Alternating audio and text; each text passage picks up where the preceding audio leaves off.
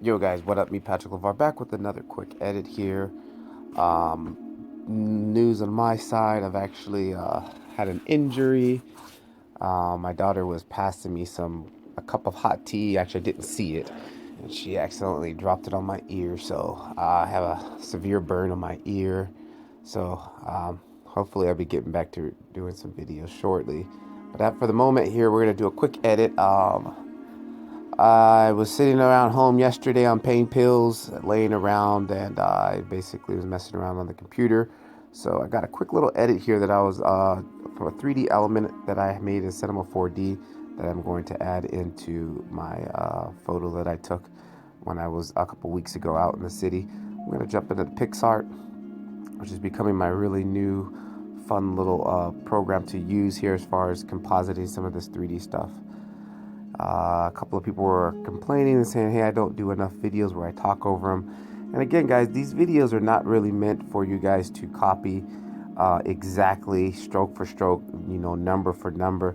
They're just to give you a general idea of what you can do and just to basically spark some type of some motivation and creativity in you to do your own stuff. So, and I do sometimes I'm just on the train and I can't talk. So, anyways, here. So what I'm gonna do is this is the photo I took one morning on my way to school.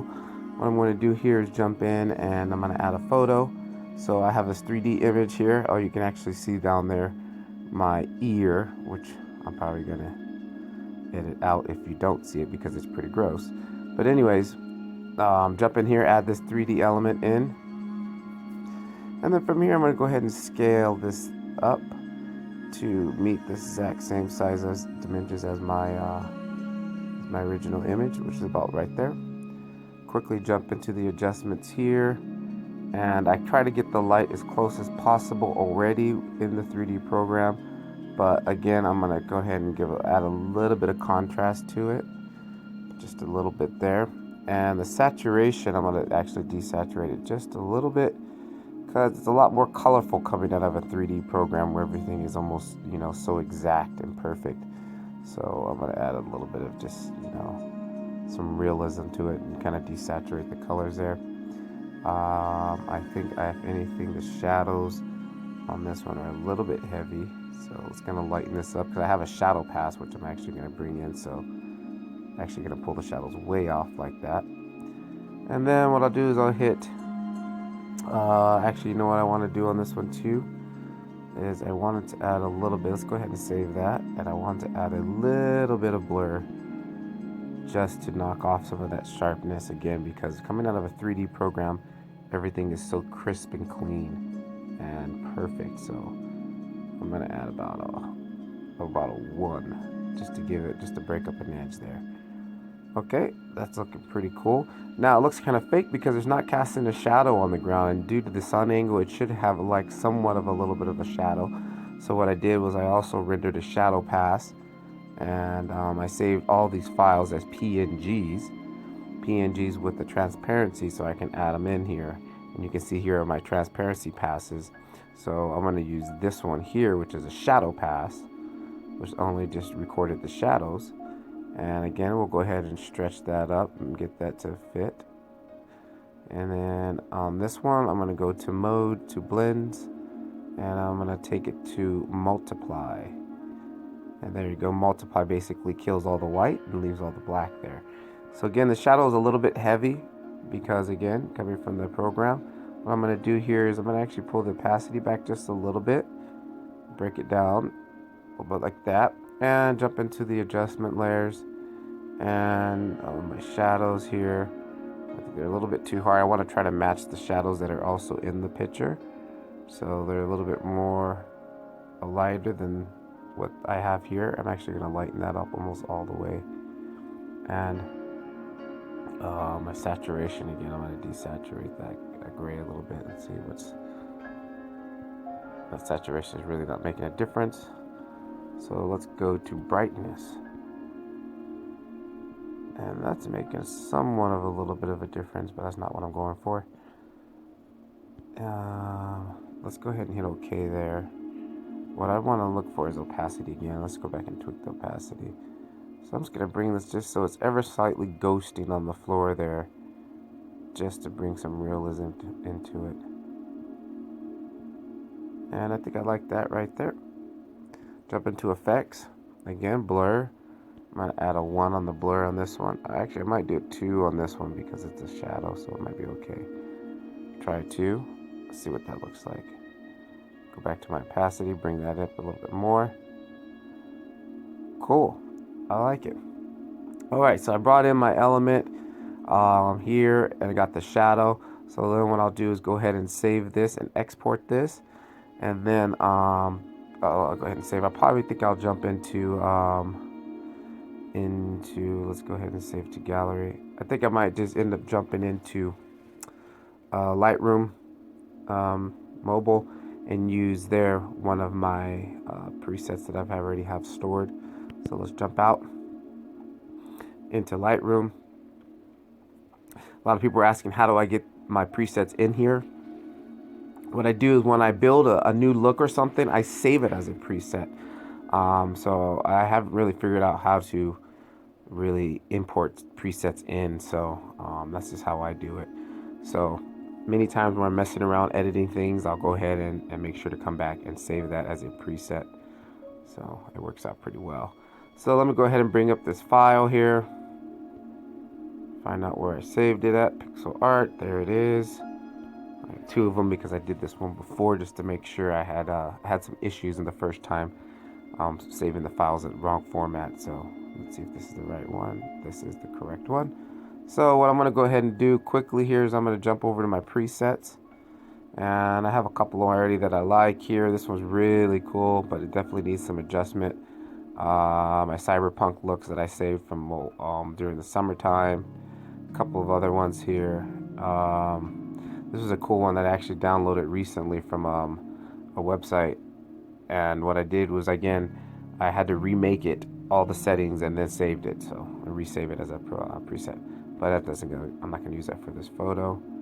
What I'm thinking I might actually like is my gold and white look. That looks pretty cool. My rustic. Let's see what my sound color looks like. Sound color is okay, but you can see the sky there and the top was a little blown out. I couldn't save that because everything else is going to be so dark. So what I think I'm going to do is go back up to here in my gold and white look. I'm kind of liking this flat look here. And Moody City, how about City Mood? It's a little bit too bright. That looks really cool though, but a little too bright. Okay, we're going to go with the gold and white. Click OK. Again, all these presets, you can't just throw them on there. You got to do some work to them. You gotta work them in. Every photo's different. Every lighting's different situation. So there's just no one magical plug-in that you can just throw in and hit set and go. So keep that in mind. Now what I'm gonna do here is the whites are a little bit blown out. So I'm gonna go ahead and start pulling some of this stuff down. Shadows are not too bad. Go ahead and hit done. I'm gonna go to the highlights and probably maybe just kill this whole highlight. Kill it all. That's okay. It's coming up. The white. That was a little bit too much just to try to compensate for that blown out sky. It's looking alright a little bit. I think it's getting a little dark. Let's see my shadows here. Shadows are okay, but what I'm going to do is the blacks, kind of lift the blacks up just a little bit. Okay. A little interesting look here. And I got my whites are on the flat side and the blacks are also on the flat side. Okay, save that. Now what I'm going to come in here and do is grunge it up a little bit. I like to go into, I actually like to use Visco for the grain. I don't really like the grain that comes out of Lightroom. So I won't do any grain here. And we'll go ahead and save this. And save to device. Hit OK. It's getting close for me to go to work.